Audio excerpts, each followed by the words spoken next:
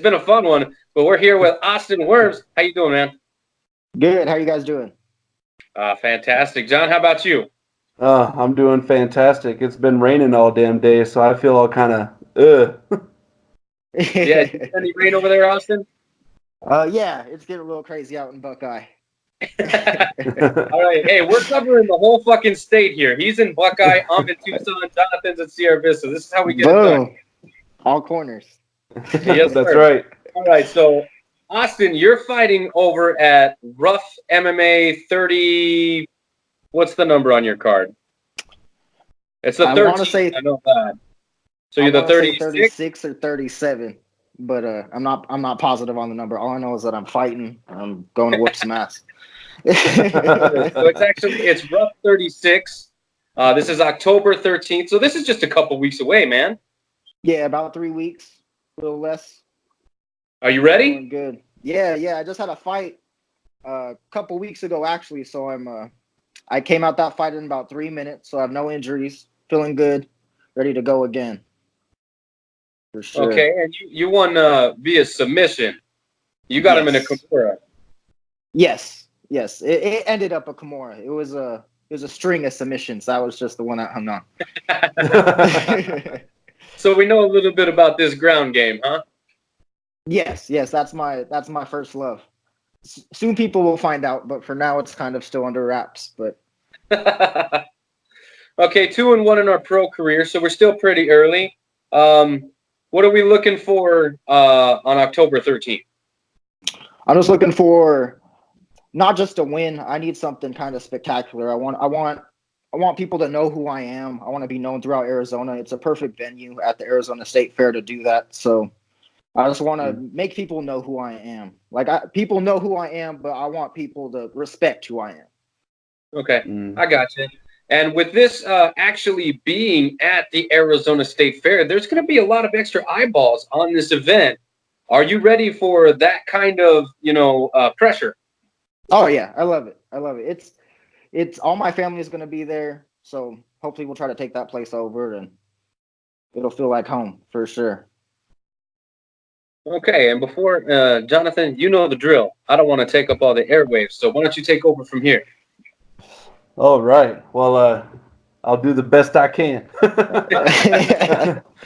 Just want to start off by saying thanks for taking time out of your day and chatting with us over here at Head Kick Audio, man. We really do appreciate it. Oh, no problem. You guys worked around me, so I appreciate that. It's been a team effort. Oh, yeah.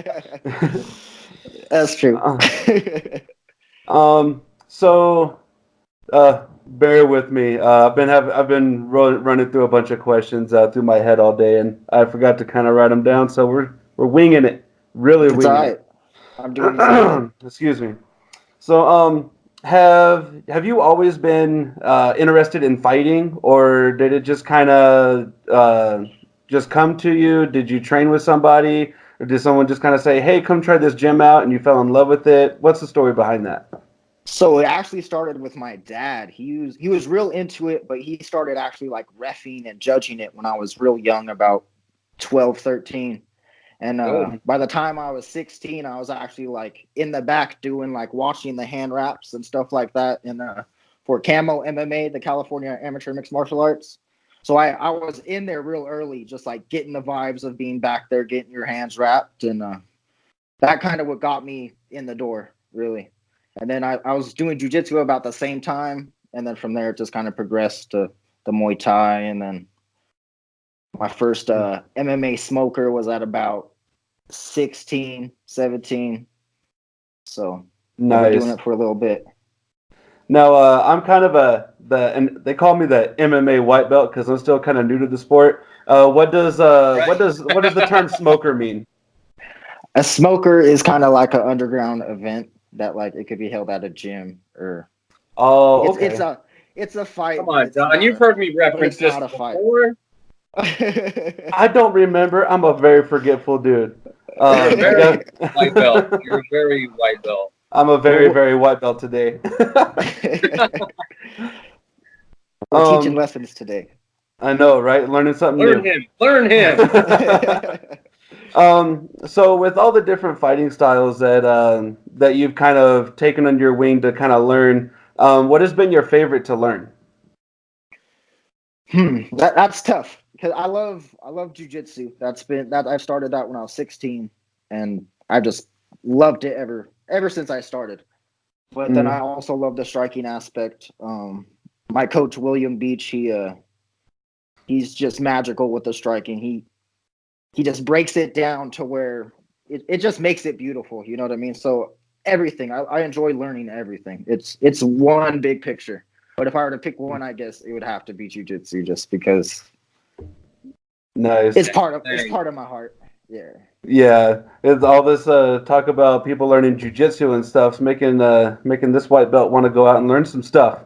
You gotta come by the gym Go for roll. sure. Yeah, come through. Hey, careful. We might take you up on that, Austin. Hey, that'd be cool. That'd be real cool. We would welcome you with open arms for sure. Just let me know. That'd be All awesome. right. Well, my third and final question I got for you, my friend. I like to hang out with the family, play some video games, do all that kind of fun shit. What do you like to do in your spare time when you're not training? Let's see. I like to train, but I don't know. I like video games. Video games are probably something I like to escape to. I like the single player RPG type of deal. Nice. Yeah, nothing too crazy. But yeah, that's probably my escape other than training. But training, that's when I'm at my happiest. That's when I'm the most relaxed, the most enjoying my life the most, for sure. Okay, Nice. you're gonna talk about video games. You got to drop some of your favorites here. See, Skyrim is my OG number one favorite. Skyrim, for sure. Mm-hmm. And then, let's see, I like the new Assassin's Creed Odyssey. Can't go wrong with Assassin's Creed, you know.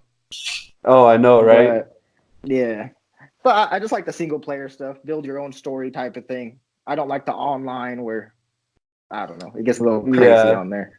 Yeah, I'm more of the online person. I've been getting into MOBAs, the mobile online battle arenas and stuff, and so that's been kind of my go-to thing. I cannot wait for The Last of Us to come out. The That's first gonna one, be awesome. Yeah, the first one was got me right in the feels, dude, like right off the bat, and so I can't wait for the second one. I don't have a PlayStation anymore though, so it's gonna be rough. I have the Xbox. That's on you, dude. That's on you. All right, man. Well, that's all I got for you. I'll kick you back over to the host. What else you got, Steve? Well, I'm fucking trying to do this goddamn note. It's taking way longer than I thought. Just so that everybody can see.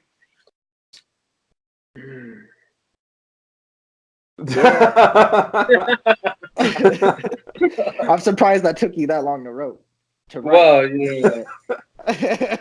writing isn't exactly my thing. All right, so I want to talk about the weight that is agreed on this fight. From everything that I've read, the fight is going to be at 160 pounds. What is the reason behind that, if you're allowed to talk about that sort of thing? You couldn't make 55, so 60 is what it's going to be. I tried to get it 55. I'm small for a 55er, but either or. 60 is cool. We'll do 60. If that's all that he could drop to, or that's all he feels comfortable going to, he'll go to 60. Okay, and I mean, you say you're not small, or you're not big, but you're not small either. I got you clocked in at 5'11"? Yeah, about 5'11", 6 foot. 5'11's like, way the hell taller than me. Okay?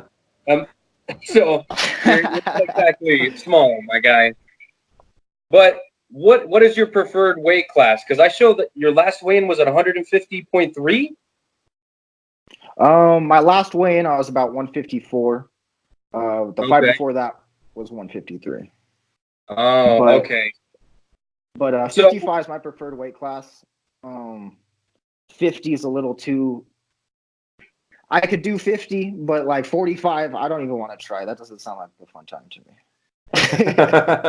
With all of the weight classes that you could potentially go to, do you kind of like field offers from different weight classes? Do you just take what's available? I'll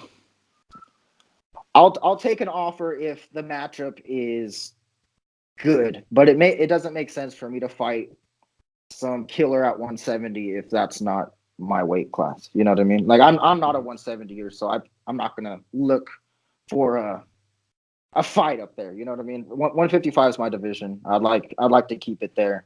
I'll go to 60 just because he can't make 55, and I feel like this is good exposure for me, and I'm real confident in this matchup. Yeah, it's very good exposure. RUF is a good state organization. I guess regional. It's the region, right? Yeah. But what if they opened up a 65 division? Would you feel comfortable floating between both, or how do you feel about the 65-pound division? 65 would be cool. Yeah, I'd fight there.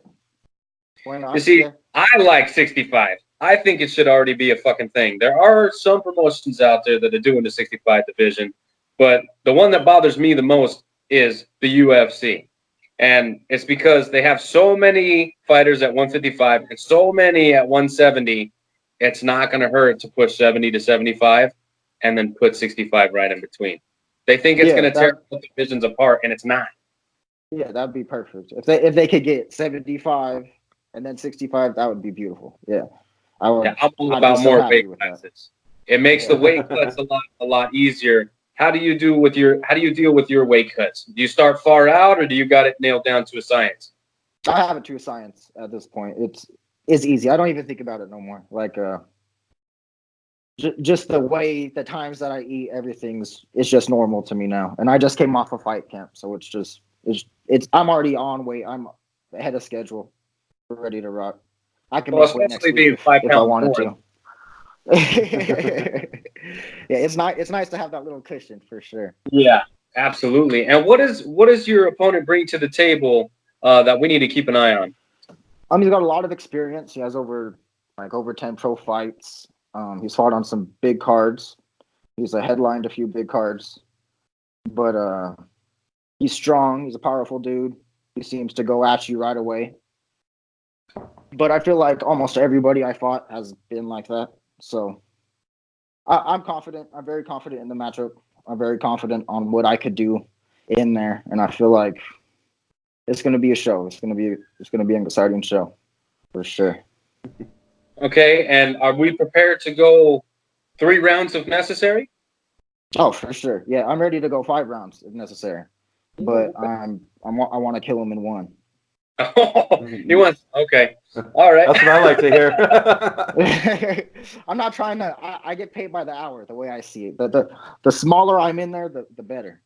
I'm just trying to take his head off and get the hell out. I got you. Well, I'm prepared for war. Talk to me about your training. You told me that you split it between 2 spots. Why don't you go ahead and talk about those? So I do my grappling at a Blue Star Grappling. It's in Surprise off of Grand and Dysart Road. It's a small school, but the teacher is unbelievable. His name's Sadiq Daniels. He's a black belt off of GF Team. We're like the headquarters of GF Team Arizona. But it's a very good gym. I get a lot of good hard rounds there in the gi, without the gi, wrestling. We have some very secret stuff out there, and if you guys come by, we'll show you for sure. But John, my striking. With my striking, I go to a garage. It's owned by William Beach. He was a coach out at the lab for a while, had a little bit of a falling out. And I was lucky enough to find him and just kind of hold on tight because he's magical, man. He's changed my striking completely. And in a good way. You know what I mean? He's made me feel the flow that I have in jiu-jitsu in striking. And I just can't wait to showcase that. But the time will come. I'm not rushing my time to showcase that, but it will come. Yeah, I show all of your wins, even dating back to your amateur, have all been submissions. So you finished all your wins, but you have yet to get it done with these hands, bro. Yes. But to be fair, sometimes when they feel their hands, it turns everybody into a wrestler. It really does. It really does. You hear that, Jonathan? Catch these hands, turn you into a wrestler. I'm ready. Put me in, coach. Right. Put me in. Now, I usually try to avoid the food subject, but since we're fighting at 160, bring it on. Yeah, that's what I'm talking. See, that's what I want to hear. That's what I want to hear. Look, he's a big guy. Inside, I'm bigger than him. Okay, so I want to talk about all the good eats out in your area, Phoenix, Glendale, whatever you want to. Go ahead. See, in my area, there's this little cafe called Cafe 5545 or 3525. It's some numbers like that. Yeah, there's numbers. Anyways, they have this these pancakes they make from scratch and their whipped cream. Oh my goodness, it's like to die for. The whipped cream's insane. And then they do like their homemade cookies every morning. Oh my gosh, it's beautiful. And there's also this pizza spot called Argento's. It's owned by this man named Tommy. He's a real cool dude. He makes his dough and everything's from scratch. His cannolis, his pasta, everything's from scratch. So I recommend those two places in Buckeye. But as far as like outside, I don't know, man. There's a lot that I like. I like a Hash Kitchen for like a breakfast. It's a pretty good spot. Cold Beer and Cheeseburgers has some pretty good food. If you ever been there, they have this like peanut butter jelly hamburger. That thing's awesome. But what about you guys? What do you guys like? Well, my wiener wanted to say hi. Say hi, Bubba. Look at. Oh, that's the only wiener I'll say hi to. Right? Well, I like to mess with people and tell them, you want to see a picture of my big black wiener? All right, so if you're ever in Tucson, Jonathan could go over Vista Eats, but if you're ever in Tucson, there's a few spots that are pretty good. Obviously, our Mexican food down here is pretty good. There's a few spots there. You got like El Gorrion, you got Taco Hero, you got places like that. Yeah, Tacos Abson, not too far. They're a little like carreta type place.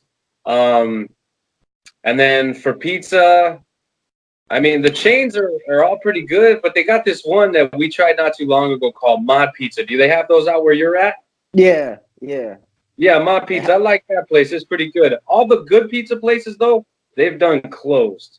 Every time I'm like, I found a new spot. It fucking closes. So I'm lucky because my dad's Italian, so he'll make like the pizza dough and stuff from scratch as well. Like after my last fight, like the next few days, we had like a pizza night and went all out with some pizza. Got to make my own. I stuffed my own crust. Beautiful. All right. So we're with Austin. We're eating pizza with Austin. If you got a basement, I mean, we can move in too. No basement, but we got a room. All right, John, real quick, go for some Vista Eats. Well, I guess they're trying to turn Sierra Vista into Tucson, so all of the good eats that he just mentioned, they're all down here. My favorite spot though, because I love me some Mexican food, dude, and Taco Hero, dude, they have the best Mexican food here in Sierra Vista. Yeah, I gotta check that out for sure then. Yeah, if you're ever down our way, we got you. All right, I'll let you know. All right, so let's turn things back over to Foster here for a second. Now that you got me good and hungry, what round do you finish this guy in? Because you don't go to decision. You are prepared, but what round do you finish Foster in? I want the first round. The first round is where I do most of my finishes. It's in the first round. So we're going first round. I'll take second. I'll take third. I'll take a decision. I'm winning this fight. It's the W. Yeah. Outside of the first round, dude. What the fuck? A couple times as an amateur. Okay, well maybe I'm not seeing that on mine, but yeah. First round sounds about right. Now, I want the how. I'm greedy. I'm a greedy son of a bitch. I want the how. Let's see. The way I see it, it could go a few ways. Okay. I could either beat him on the feet and then break him with my pace, or I feel like I'll beat him on the feet, which will turn him into a wrestler, and then I'll submit him. So, one of those two ways. One of those two ways. Either way is good with me. All right, and before we let you go, I want to give you some time to thank sponsors, training partners, family, whatever got you to this point. Take as long as you want, man. The floor's yours. Cool, awesome. I appreciate it. So I want to thank my coaches, Will Beach, Sadiq Daniels, Stephen Chow. You guys are amazing.